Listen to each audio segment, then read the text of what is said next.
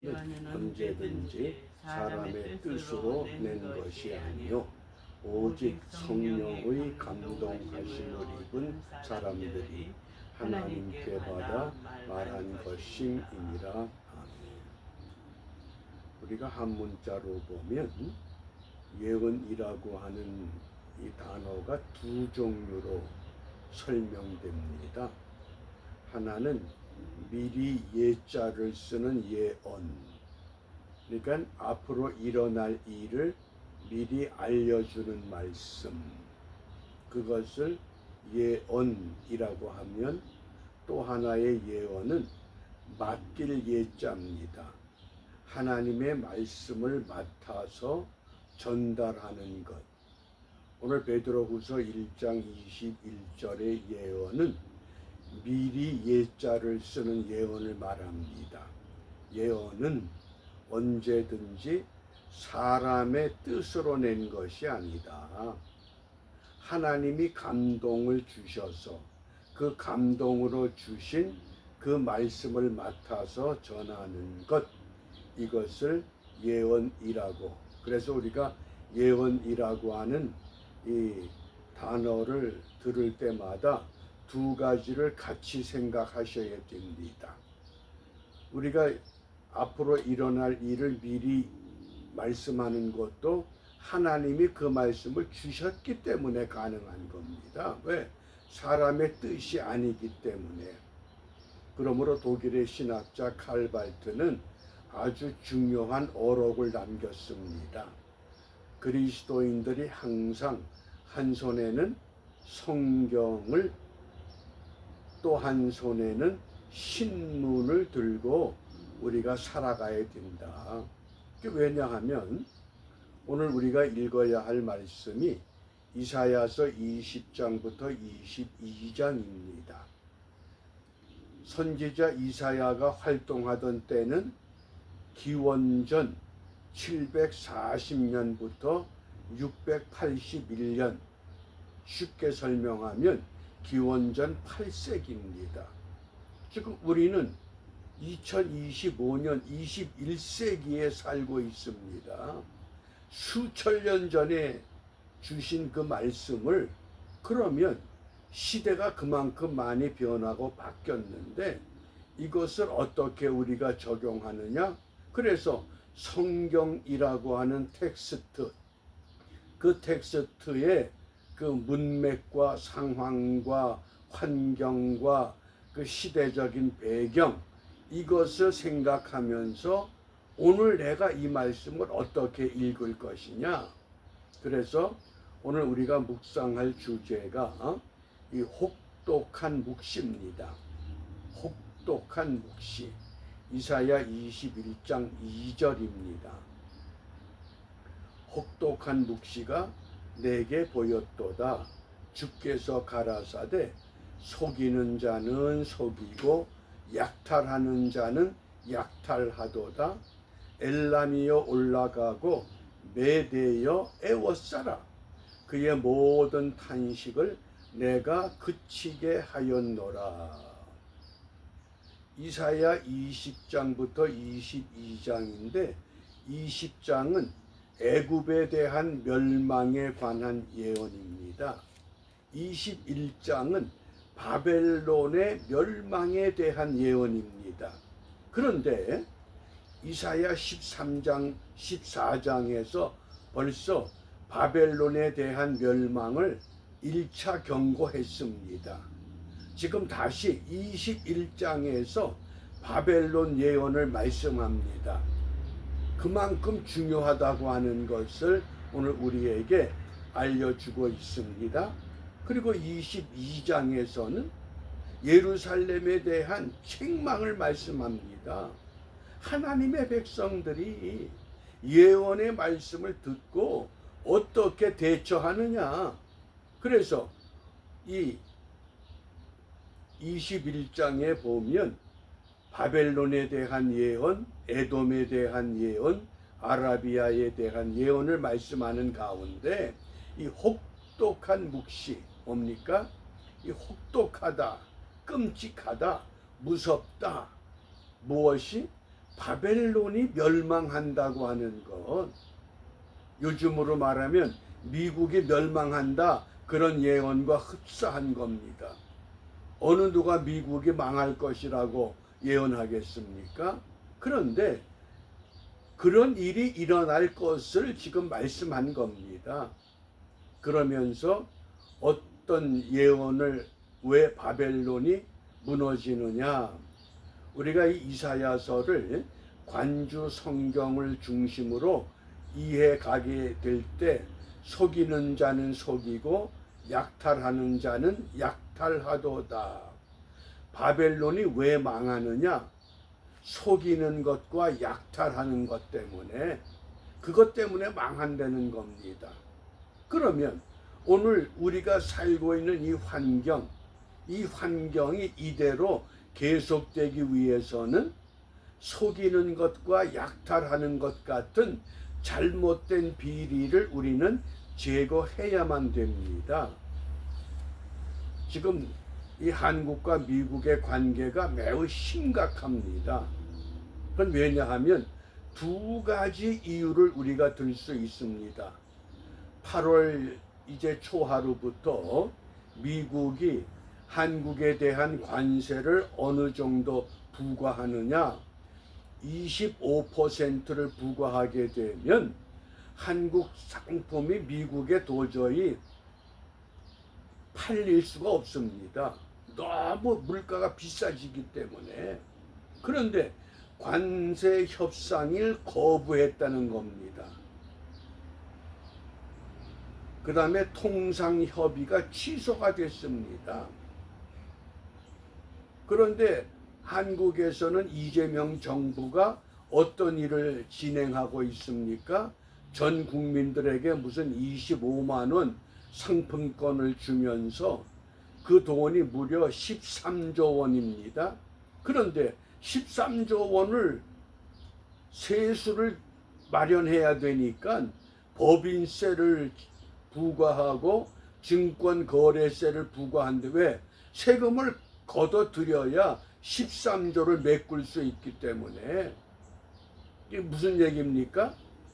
이게 속이는 자가 속이고 약탈하는 자가 약탈하는, 그 기원전 8세기 바벨론이 행하던 그런 정책이 지금 그대로 방법만 다를 뿐이지 재현되고 있다고 하는 것.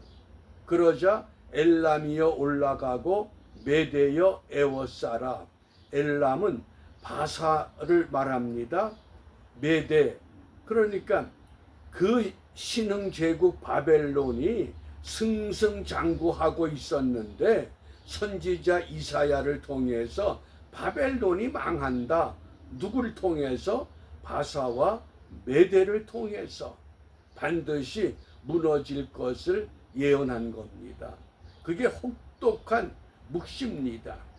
그러면 기원전 8세기에 예언된 이 예언의 텍스트를 가지고 오늘 우리가 21세기를 살아가면서 이 말씀을 어떻게 읽어야 되느냐, 어떻게 해석하느냐, 우리가 시대의 환경, 신문을 통해서 정확한 소식을 들어야만 됩니다. 그렇기 때문에 한 손에는 성경을, 한 손에는 신문이라고 하는 것을 이제 우리에게 강조하게 된 것, 그런 배경을 생각해 볼 때 트럼프 대통령은 한국에 시장 개방을 하라고 계속 재촉합니다. 그리고 협상이 이루어지질 않습니다. 이제 강압적으로 이렇게 되면 한국 사회에 큰 혼돈이 옵니다. 아마 제2의 금융사태가 반드시 해결하지 못하면 위기를 맞이할 수밖에 없는 그런 현실입니다. 이런 현실 속에서 과연 하나님의 교회와 하나님의 백성들은 무엇을 보고 무엇을 듣고 있느냐? 그래서 이 혹독한 묵시라고 하는 것, 그것이 어떤 재앙이나 환란이 아니라 죄악과 거짓으로 가득 찬 세상에 대한 요거 잘 기억해 놓으세요. 죄악과 거짓 때문에 하나님의 심판과 경고가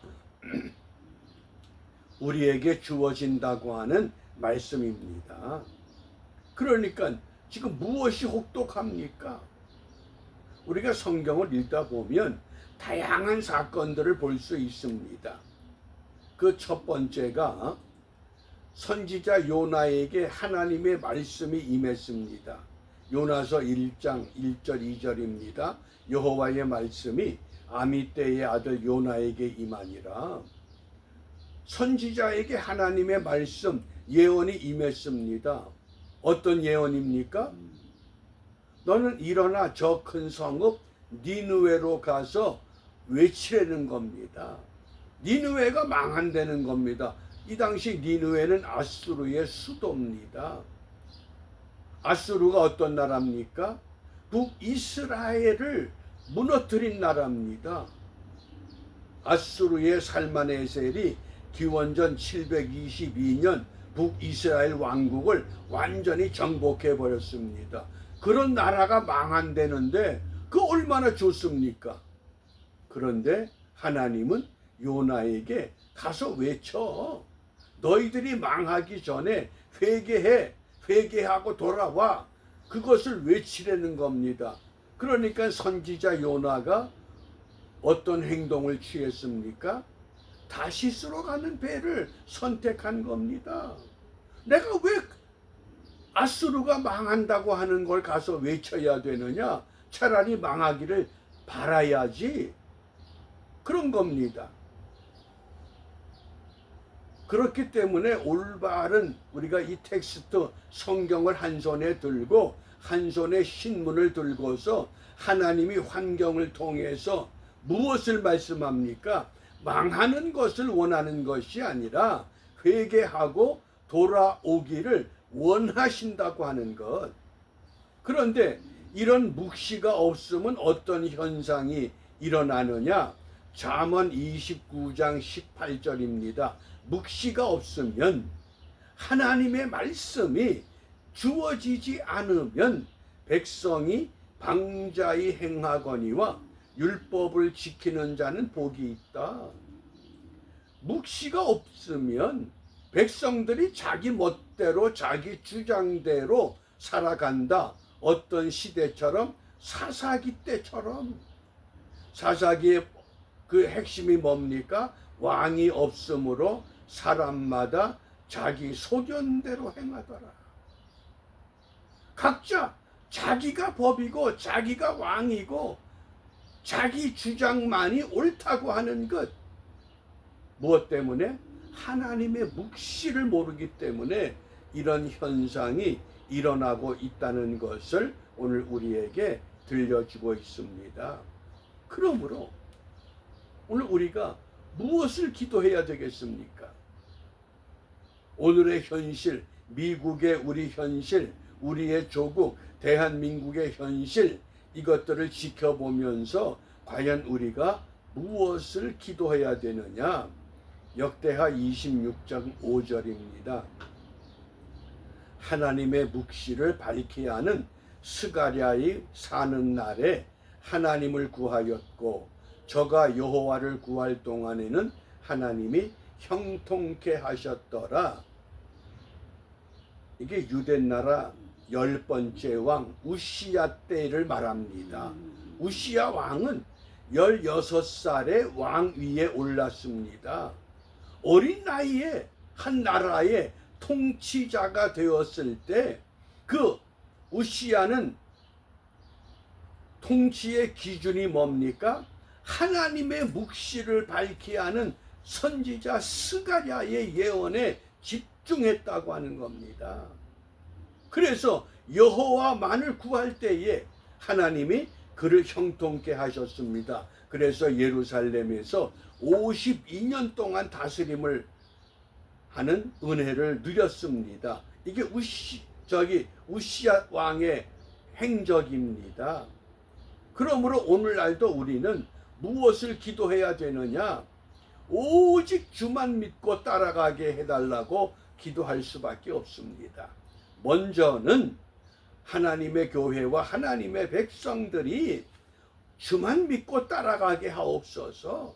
그래서 이 교회와 주의 백성들이 하나님만 믿고 따라가는 모습을 하나님을 알지 못하는 지도자, 알지 못하는 정치인, 알지 못하는 기업인, 알지 못하는 예술인들, 그들이 그리스도인들의 삶을 보면서 아, 성경이 이런 삶을 말씀하셨구나. 그들이 그리스도인의 삶을 통해서 하나님의 말씀을 읽을 수 있는 기회를 우리는 만들어 주어야 합니다. 그래서 말씀대로 믿고 말씀대로 따라 살아갈 때 다시 한번 우리에게 이 소망이 있음을 확인하는 은총의 하루가 우리 모두에게 회복되는 귀한 하루가 되시기를 바랍니다. 기도합니다.